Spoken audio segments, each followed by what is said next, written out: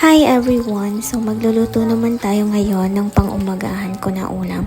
By the way, hindi ko nga talaga alam kung anong tawag sa luto na ito o anong klaseng luto ba itong niluluto ko kasi pag sa kusina talaga guys, kung ano lang yung maisipan ko, makita ko na available na mailuluto, kayang-kaya ko na diskartehan para may makain lang ako. So ayan nga, wala nang paligoy-ligoy pa.